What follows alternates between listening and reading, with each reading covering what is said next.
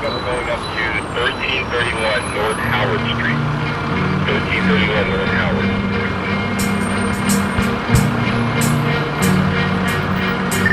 Alright, that's the time for a recovery. The vehicle, you can have direct request, I might call in a couple tonight. That'd be a miracle, man. Yeah, bro.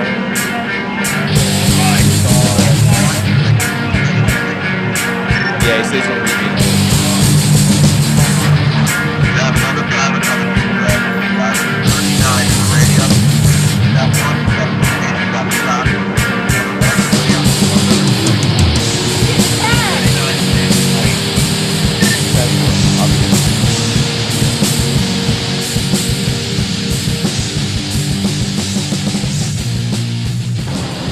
I became a bike courier because I needed a job really badly. Because I knew a friend of mine who was a bike messenger.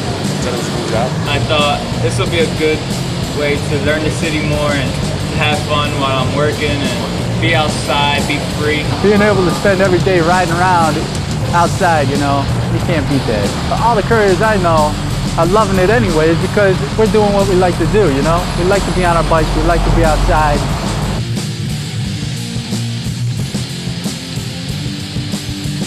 We facilitate every legal action that happens in this city. We facilitate every business in the city, you know what I mean? No legal work will get done without couriers.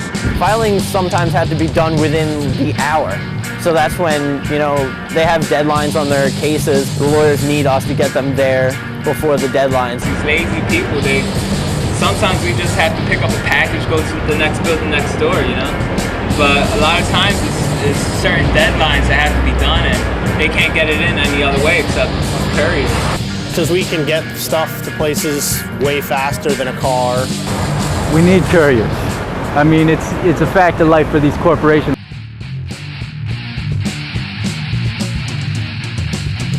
It's the life of people who work till 7. I work from 8 to 5. Sometimes I work late hours, so 6:30. And I do an average about between 15 to 30 jobs. It matters what type of day it is. If there's work, you know, I just work all day and I don't stop. Riding around, trying not to get killed, trying to stay dry.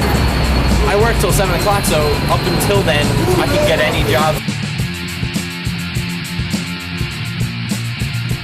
Really, the worst that's ever happened was getting doors. The guy opened the cab door and, you know, I went flying over the door. I'm like laying on the ground in front of the cab door, and this guy's still sitting in the cab. He's like looking at me on the ground like, what are you doing in my way? My biggest wreck was this year on April 11th. It was about 6 months altogether that I was bedridden. I was on crutches for 3 months and then I had 2 knee surgeries. I was going down 12th Street towards Chestnut, and it was like really dark and raining and stuff that day.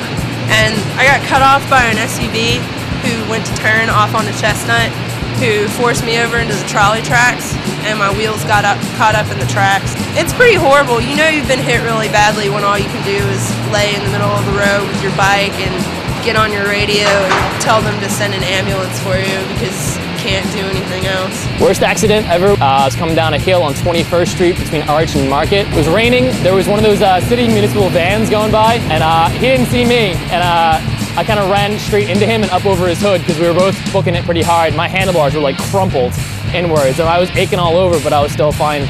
I've known couriers to go through windshields of cars though. This one kid, Drew, works at Time Cycle. But when he started at Heaven Sent, he was getting hit like almost every week.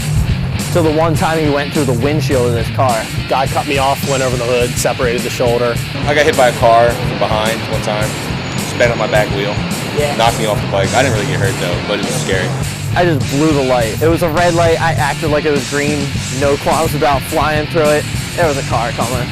Small black sedan. Got clipped, hit like, his bumper hit like the back triangle and my pedal, and it just threw me off the bike. I landed upside down on the sidewalk. My bike's in the middle of the street.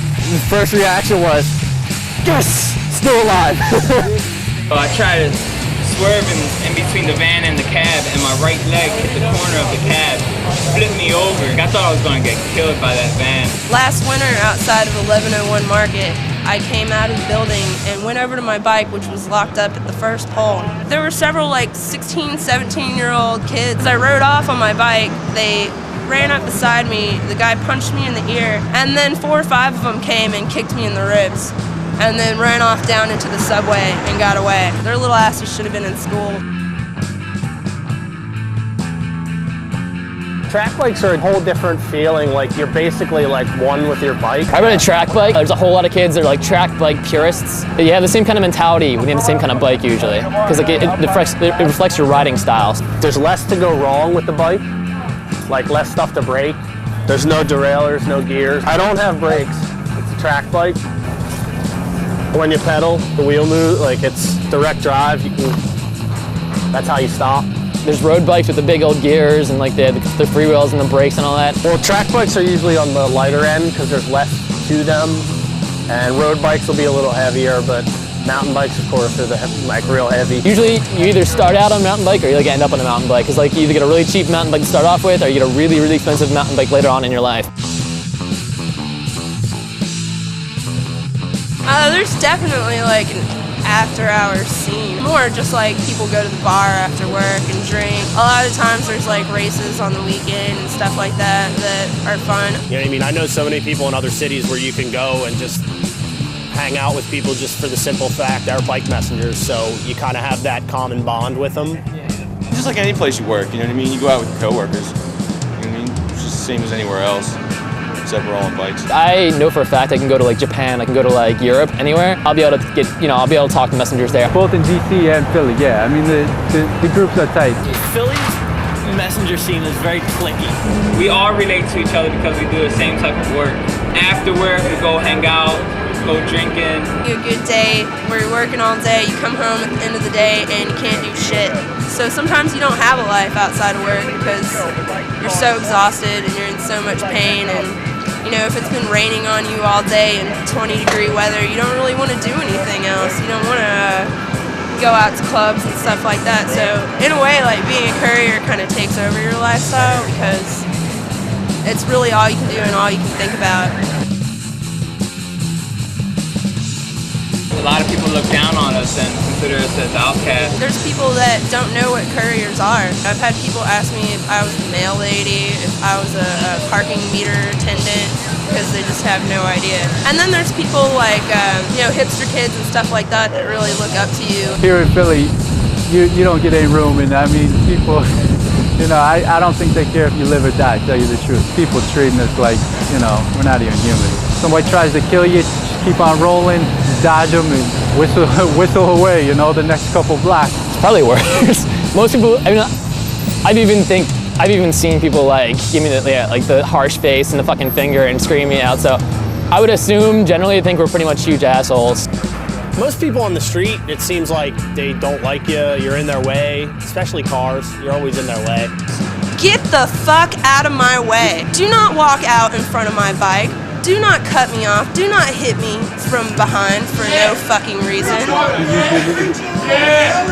Do not open your cab door onto me just because you want to get out a half a block earlier and your cab driver's too lazy to take you to the curb. I got a job to do. I'm trying to get somewhere. I don't come down to your office and tell you how to do your job. So just stay out of my way. Don't block the box and don't piss me off.